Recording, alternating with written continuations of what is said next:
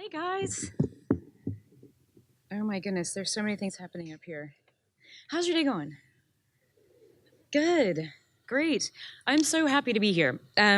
It's always great to spend time with a group of people who are open to possibility and entrepreneurship and creativity and adventure. hmm Like you guys. I'm gonna need to figure out how to work this. Okay, cool. I also want to note that I love Columbus. I love the Midwest. I'm actually from Peoria, Illinois originally. I've been in Columbus since I was 12, but I really love Midwestern values. I take them everywhere I go. I'm full of that here. And like, I think starting a company, starting something in smaller destinations is actually a great advantage. And we can go and go and go and try things and get it right and then appeal to people everywhere. I think the Midwest is a place where dreaming happens, and there's a whole bunch of research and writing on that, actually. Why kids grow up dreaming here in a way that they don't anywhere else. It's pretty cool. And it's definitely a place where a former art student like me can build a dream from almost nothing. So I'm at a point in my career where I get asked to speak a lot, but the problem is that I'm not actually a very good speaker. On my list of things that I like to do and that I do, it's very low on my list of skills.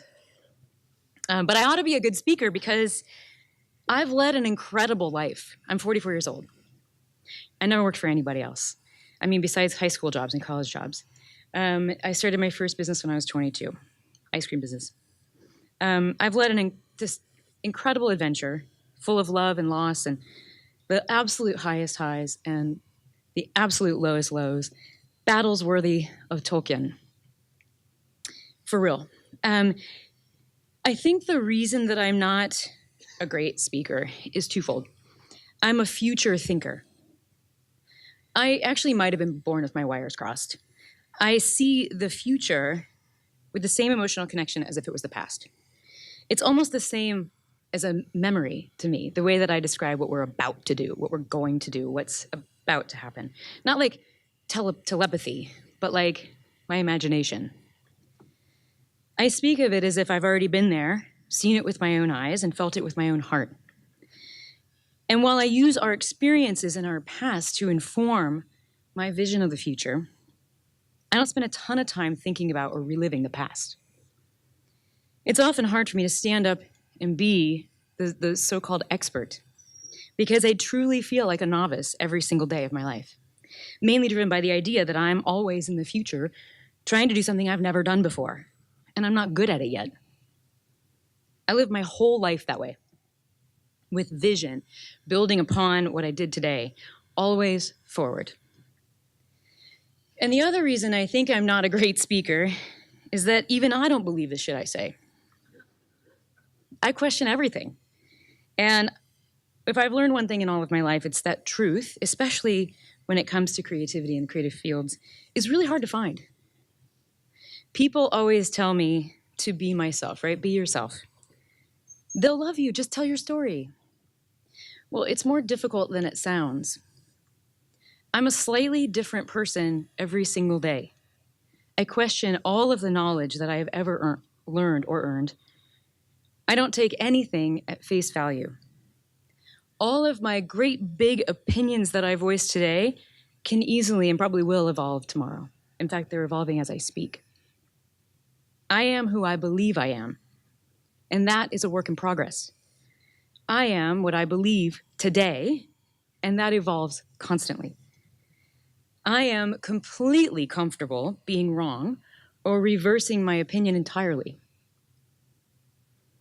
I hate to commit to thoughts that I will have trouble defending later, and I marvel at others who can do that.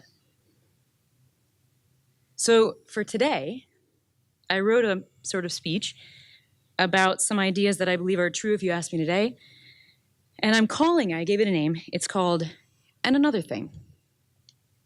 And here it is. You are unfathomably lucky. In spite of everything that's going on in the world today, you live in the best time to be alive.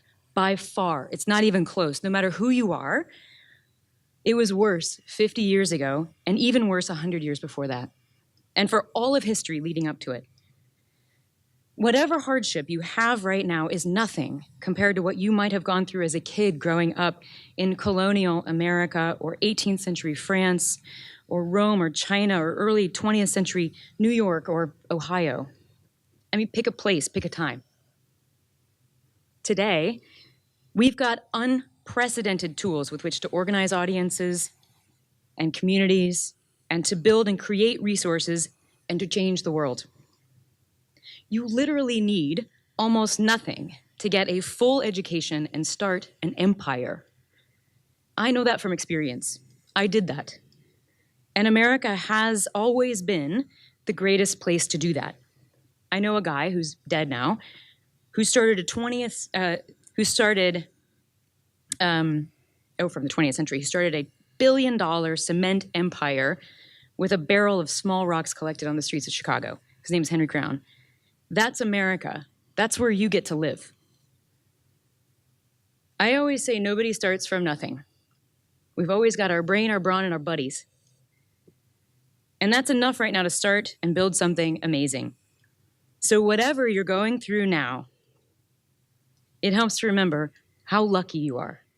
And that's the gratitude that I wake up with every morning. I don't want to waste a single moment of my good fortune. And another thing. Here we go. Yes. Life is an adventure quest. All right, I am a huge science fiction and fantasy fan. Everything I know about leadership, fellowship, community, company, I learned from watching literally Star Trek, Star Wars, Lord of the Rings, Legend, Labyrinth, Guardians of the Galaxy, like all of it. Pacific Rim, any Pacific Rim fans? Yes. Every adventure starts with a quest. How do you define your quest? Ideas are worth literally nothing unless you act on them. When you project an idea into the future, then it becomes a vision. You see the world fully realized with your idea. Strategizing how to achieve that becomes your quest. And then when you convince others of this vision, then they become part of your fellowship. And you got to earn that fellowship, which is made up of people whose strengths complement yours and fill in for your weaknesses. They share your vision of the world, and you all set out on the mission to bring it to life. And that's the quest. And it's also your company, and it's an adventure. To be on an adventure means you take risks.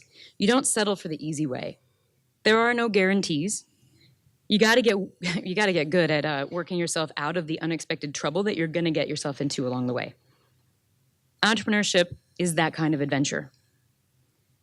Everyone in the fellowship does their part, and we don't stop until we get the ring to Mordor.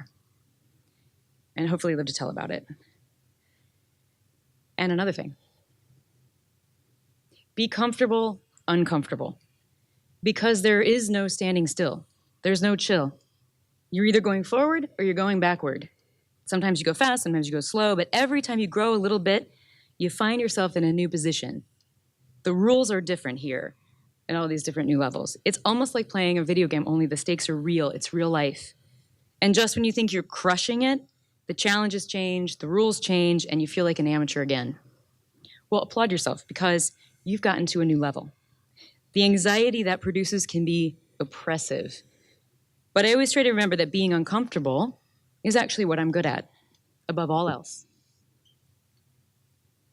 It's easy to think that there will be chapters in your life that will close neatly and new ones that open cleanly at different points, and or that your life will plateau comfortably at some point. It won't. Don't expect that.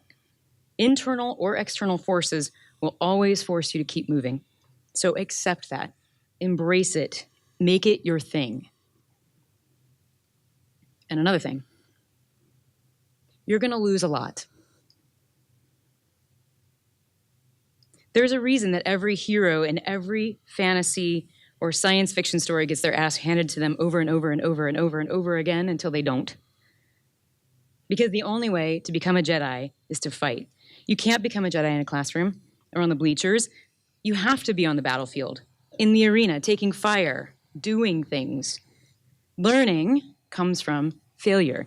And as often as you, I hope by now, have heard that from people in your life, we still don't celebrate failure. In fact, it's the opposite. We ridicule it. We all do, and it's wrong. Every one of us should celebrate not only our failures, but those of others on our team. Because it's those failures, not at all the successes, that move us forward. I know that from lots of experience. Have you guys have seen The Princess Bride? The part where they're being pursued by Prince Humperdinck and Wesley and Buttercup step into the forest that no one has ever crossed alive, and the prince leaves them for dead, assuming that they're dead in the first few minutes. And after they encountered all three of the deadly obstacles in the first few minutes, Buttercup turns to Wesley and says, "We'll never make it. We've hit all of these obstacles in the first 5 minutes. They're going to kill us." And he says, "Nonsense. Now we know how." And they do. Losing builds knowledge, resistance, resilience, trust in your own abilities. And another thing, you have many lives. It's common knowledge in business and marketing that you only get one chance to launch a brand. So companies put a lot into it. Millions of dollars are raised, go into research, design, production, brand, and marketing, and they launch big. And then they have to succeed right away or they're finished. All of that lost. But I prefer to start small, be lean, and shoestring it. Do the work yourself, tweak and evolve. You can launch and relaunch your personal and professional brand over and over again until it works. Listen to your team and customers, watch how they interact with your stuff, keep what works, toss what doesn't. Companies like mine are built over time with heart and creativity. And we built imperfection and change into the system. And that's why it feels good. Because we're authentic. It's just us. It's our voice, not another slick, shallow brand. This allows us to pivot abruptly when we need to or swerve slowly to the finish line, but never rest on our laurels or stay in one place. If something isn't working, swerve. Find a way to solve it and then relaunch. And another thing, when people say think outside the box, it makes the idea of creativity seem a little bit too mystical to me. The most truly creative people that I know are well-informed, or maybe the most well-informed, experienced gatherers who use their knowledge and skills to identify and solve problems. It's a little more technical than some people want to believe. You can actually think of it as more like inside-the-box thinking. And while it may seem counterintuitive, boundaries and constraints actually spark creativity. In fact, it's why the concept of creativity exists at all. Even artists are constrained by their canvas, paints, and all of the experience and knowledge that they have, what they have access to. And they use all of that and combine it in new ways to make something greater than the sum of its parts. Entrepreneurs do that too. But so do the best scientists, police officers, parents, poets, and patent lawyers. We're all working with the same set of tools. The box that you make is composed of your knowledge, your abilities, the needs, wants, and desires of the world around you, and your resources. It's where you define the problem and imagine solutions in the way that only you can. Go gather all of that, get good at it, build your box, get into it, stay there until you find a solution or something new that others haven't thought of. I think the mark of a truly creative person is how much they can do with how little. I can't even start a project until I know all of the boundaries. If the sky was truly the limit, and I could do whatever I wanted to without the slightest thought of who it's for or what it's about, I would be paralyzed. I'd be bored. I would be completely unchallenged. To make ice cream, I need to know what season it is, what's growing, how much we have to spend. I need to know the history of ingredients and how they were used in various cultures. I need to know about milk and how to take it apart and put it back together, and how people respond to color and other things. That's my box. Then I can get in it and begin to explore, imagine, and create. Creativity is not as mystical as it is a method. Another thing, you are capable of so much more than you know.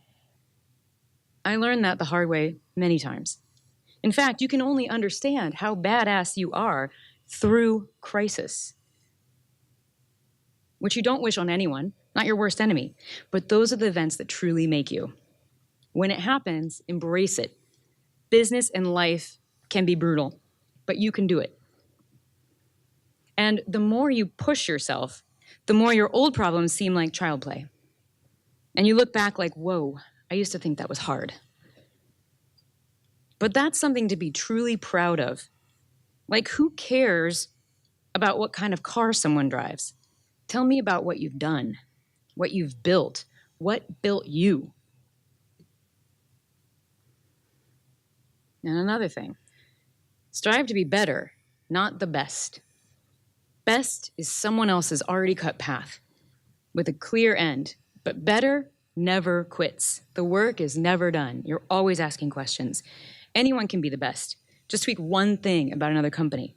I could have made ice cream greater than graters simply by making bigger chips than they did. But that's ridiculous. That's not what I wanted to do. I wanted to bring flavor forward in ice cream in a way that hadn't been done before. And we knew that that meant eliminating stabilizers, emulsifiers, and other ingredients like high fructose corn syrup from ice cream. So we figured out a way to engage the power of milk proteins to build body and texture, similar to how a cheesemaker thinks, instead of using all of those other ingredients. But no one thought that was possible before we did it. Literally, dairy scientists laughed at me from more than one school. But it was because of slow and steady tweaks and tinkering that I made that discovery. And we are the only ice cream company in America that does it that way. And that's also how I found a whole new market of people who weren't ice cream eaters before, people who love flavor and adventure and curiosity, and built what is now the only growing segment of the multi-billion-dollar ice cream industry. People and companies who set out to get better daily and make their life about that, not business, rather than slightly besting someone else, make their whole lives about discovery. It's actually a lot more fun, too. And we open doors to quality that no one knew or thought to exist or thought to ask existed. And that's called being a trailblazer. Keep asking questions until you are the only one that can answer them. And one last thing. Trust yourself. Take one step today. It's the right one. I believe that you already know the way. Thank you.